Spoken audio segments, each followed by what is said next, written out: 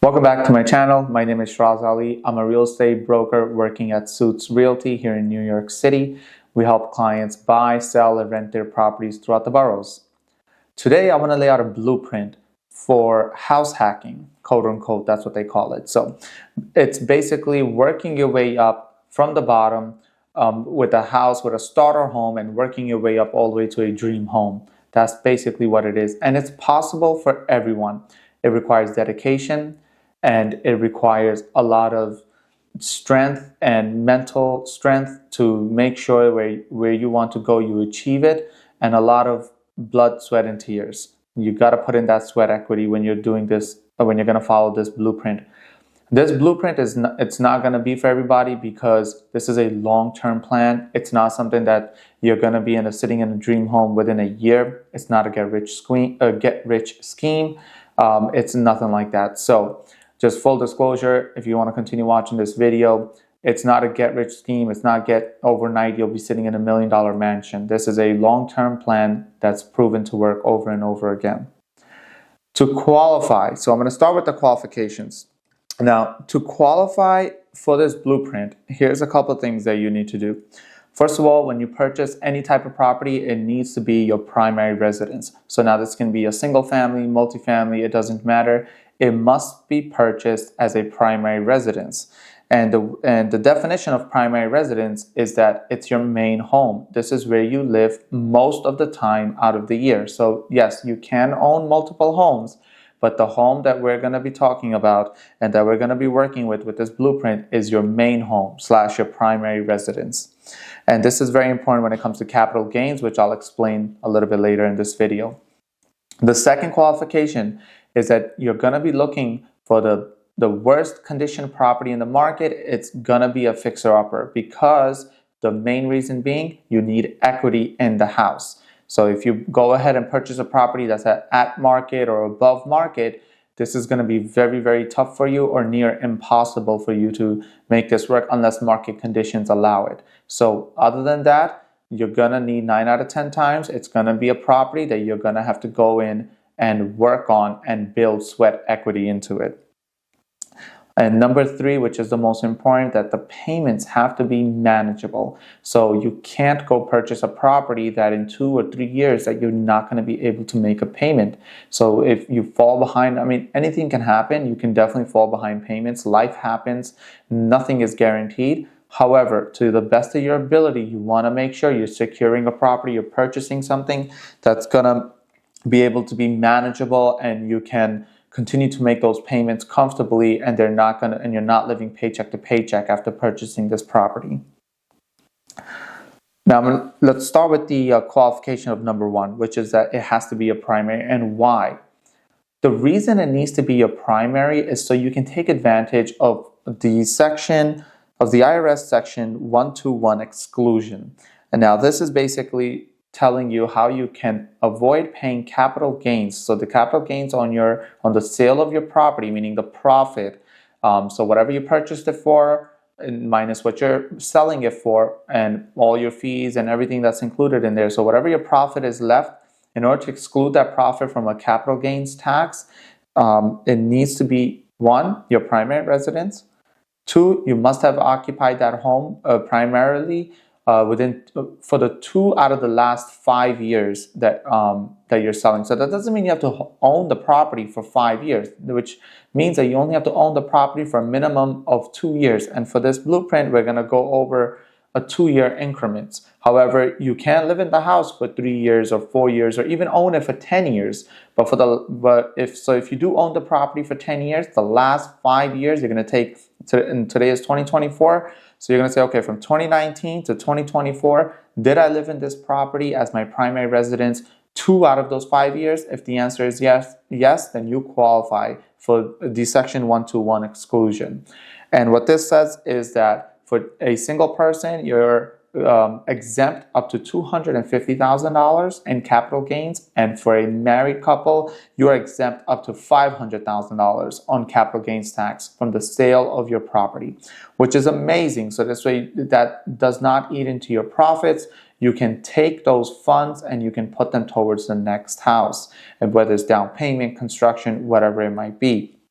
So main home, primary, just to recap, tax, make sure that it's your primary residence so you can qualify for that tax exemption.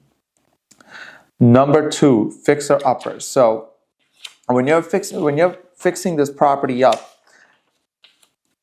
meaning you're going to go into the market. Let's say you're in an area that's selling at $800,000 homes. That's the market value for a finished home where you just have to go in, paint, maybe sand the floors, polish, and that's it. But you're not going in and doing a full renovation of a kitchen, a bathroom, and all the major things. So if the market value in your area is $800,000 for a home, you want to look for something I would say 20% below market, if not at least 10% below market value.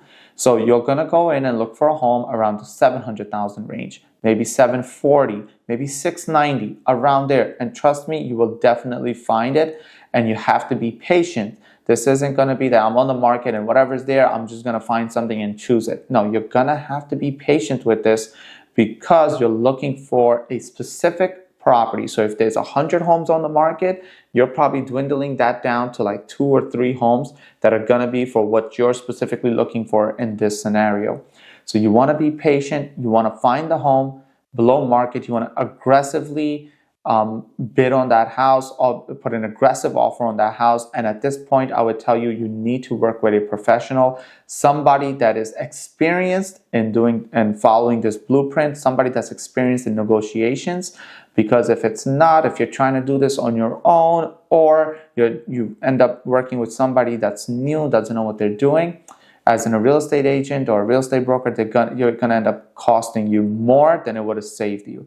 So work with a professional, somebody that knows what they're doing. Interview a few agents or brokers around your area and see who knows best. Check their track record, check their resume, call up some of their previous clients for reference, and see who can help you the best and negotiation and get you that house. If it's listed at 760, the market's at 800, maybe you can negotiate that down even more, especially after you do inspections and a licensed inspector says, hey, here's a list of all the things that are wrong with this house, the windows or the roof or the foundation or things, etc., etc. So when you find out what the things are wrong, that will give you leverage on negotiating the price lower than what you already agreed upon with the seller at the time of accepting an initial offer.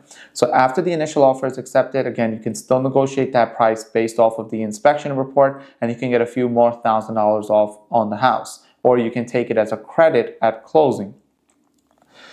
So you found the property, you put in the offer, it was going for 760, already 40K below market, and now you offered an additional. You said, hey, listen, the inspector came back with this, I need another 30,000 off because it's going to cost me roughly $30,000 to renovate this property post closing. So now you'll take it from 760 down to 730, and that gives you that 10% that I was telling you, give or take that 10% that I was telling you that you want to be in. If you find something more than 10% below market, because listen, at the end of the day, sellers are going to be listing their home. If the market's 8, they'll list it at 820 because they know people are going to come in and negotiate. That's why you want to find the crappiest property on the market, something where the agent or the owner didn't even take pictures of the inside and they just took a picture of the outside from the street and posted it. Those are the properties that you're looking for because that's where you're going to build the most equity after you fix it up. So you've secured a property around 700. And now you're going to go, and after that you'll go in, you'll start renovating the property, bring it up to date. You have 2 years so you can occupy the property while you renovate it at the same time. So, and then you're making those payments. So that's number 2, fixer upper. That's the type of property you're searching for. Number 3, managing payments. It is very, very important. So when you're initially purchasing a property, you might be intrigued to do the FHA 3.5 down or the conventional 5% down loan payment mortgage programs. But remember, the trade for that is higher mortgage payments, more PMIs, more closing costs compared to if you just initially went in and saved up at least 10% down. I would say for this to work and to make it as foolproof as possible, I want you to do at least 10% down payment. So if the market, if you're going into contract on a house at $700,000, you want to put down at least $70,000 on the house. So that is very, very important, because if you do 3.5, now you're going in with a very high payment. Unless you can manage that payment, that's great. Then go ahead, do the low down payment and close on the property. But the best case scenario for you would be to just do a higher down payment, as high as you can comfortably, so you still have some funds left for renovations after closing. But you want to try to come in with a comfortable down payment. Look at your mortgage payments, work with your loan officer, work with your real estate professional, draw up a plan and see, okay, if I went with this is my payment, this is what I'm looking at, I can manage this because this is my yearly income and I get a bonus every year. Next year I'll get a raise. I'm actually looking for a promotion. So you want to account for all of these variables when you're deciding on that mortgage payment. And now what this is also going to give you is a realization that, hey, maybe I can't stay in this neighborhood that I'm in currently, maybe renting, because renting was just cheaper than owning in this area. So maybe I need to go into the next neighborhood or the next zip code.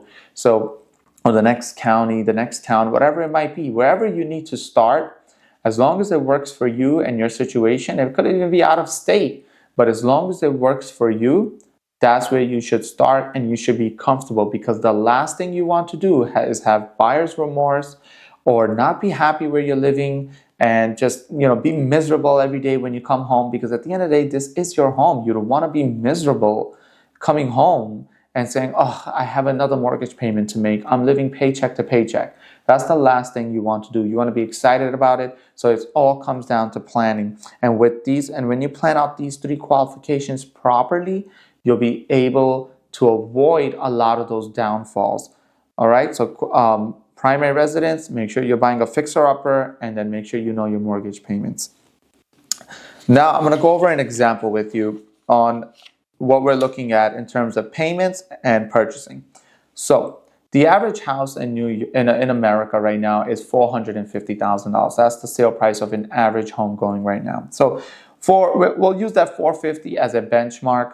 And we'll work our numbers from there. So if you are in an area where the market value for a home is $450,000, you want to look for something at $400,000 or below, because that will give you the best size returns for the future. So for instance, if you purchased a home at $400,000 and you did the 10% down, you're taking a loan of about $360,000. So that's $400K, your purchase price, minus $40,000, which is your down payment, the 10%. You're taking a loan for $360,000. Now, at today's rate of 7%, that accumulates to $2,572 mortgage payment per month. So you want to look at this and you want to make sure you can make this payment every single month. Of course, there's going to be escrows, which is your taxes and insurance. That's additional, so make sure you have all those numbers worked out. I just can't do it for this sake because it's different for, throughout the entire United States. Every region has different insurance and taxes. So principal and interest, you're looking at $2,572 a month on a $400,000 house with 10% down. Now, you occupy that home, you renovate that home, maybe you upgraded the kitchen, you upgraded the bathrooms, you did some of the work yourself, and you sanded, polished, installed new floors, whatever you did, you brought that property up to market. So it competes with the other homes that are in the market selling. 2 years down the road, typically you're looking at a 5 to 10% increase in property value year over year. So you're going to be at $500,000 in market value in about 2 years. If it's not 2 years, it could take 3 years or 4 years. But when you're comfortable with that market value and you're ready to take the next step after that, that's the only time you're going to sell. So you're not going to do this just for the sake of it every 2 years. This is a plan on your timeline whenever you feel comfortable. So for this example, in 2 years, if you were to sell that property for $500,000 and your initial loan amount was $360,000, I'm not even going to account for the principal that you've paid down in those 2 years. But you're going to take home $140,000. So the new sale price minus minus the loan that you still owe, the debt that you owe, you have $140K that you're taking home.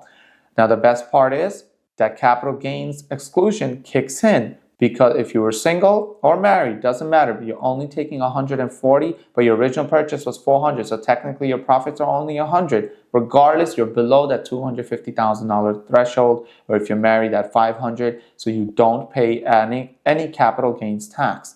And what you're going to do is you'll take this money and now you're going to move on one level up. So maybe it could be a different neighborhood, maybe it's a bigger home, maybe you're going from a 2 to a 3 bedroom or 3 to a 4 bedroom, whatever it might be. Now you can look for a $700,000 or $800,000 home. And maybe at that 800, again, same principles apply. Make sure they qualify based off of fixer-upper and the payments. Make sure it has those qualifications. That 800 market value, you make sure you buy a house around the 700 range. So you purchase a home for 700. Now you take that 140, that gives you 20% down payment on that 700,000. So now you might have started with 10% initially, and now you've jumped to 20% down payment. And at this point, it's all up to your discretion on what you think is best for you. Again, based off that monthly payment, make sure it's manageable. On 700,000, 20% down, you're looking at a 37.26 principal and interest monthly mortgage payment. So make sure if you want to do 20, if you can pay a higher payment than that comfortably, then go ahead and do 10% down again. And guess what? You get to take that additional 10%, put it in your pocket, and use it towards the renovations after closing. So, and your new loan amount is going to be $540,000, and you have a good amount of equity with the initial down payment that you already did. So $700,000 you're purchasing, 20% down, you're looking at a loan of $540,000. Your monthly payments are $37.26. Again, you can do a lower down payment if you choose to. Now you're going to repeat this process again in 2 to 5 years, 7 years. Again, your timeline, whatever you think is comfortable for you, that's what you're going to go with. And let's say at this point, now you're going to sell the house and you're going to get back $900,000 because the market value for properties already was $800 when you initially purchased, and now over the years the property values have gone up. You've brought your property, fixed it up, and brought it to current standards, and now you're looking at a $900,000 sale. So now you can sell that house for $900,000. You only owe $540,000. Let's say you don't even sell it for $900,000. Let's just be very conservative and say you sell it for $850,000. And so you brought it up to date. You're selling for $850,000. You only owed $540,000 on the loan. You're at $310,000 in equity. That's a lot of equity in that home. Now you can take that $310,000 and now you can repeat it. Now you can go buy $1 million home, or you can go buy whatever you feel is comfortable for you. Again, repeat the process over and over. It just comes down to discipline, spending your money wisely, making sure you're not going above your means in terms of mortgage payment, because you don't want to have buyer's remorse. You don't want to be stuck with a payment you can't afford. Make sure you have a game plan that's set out. And at this point, anytime you want to stop, you can. You can say, hey, listen, I'm content. I love this property. This is my home. I don't need to upgrade. Now you can move on to investments. And that's a completely different video where I can explain to you how you can then shift your mind and shift your entire game plan into investments. So this is the blueprint for house hacking, quote unquote, that's what they call it. So, but this is the way I found I've done this in my life to build myself up from a starter home to the home that I am sitting in today. From what I know for now, this is my forever home. So follow this blueprint. If you have questions, feel free to comment them below. You can send me a direct message. You can find me on all the socials, Facebook, Instagram. All the links are in the description below. Make sure you subscribe, like the video, and if you found any valuable information in this video, please share with a friend or family, and I'll see you guys on the next one.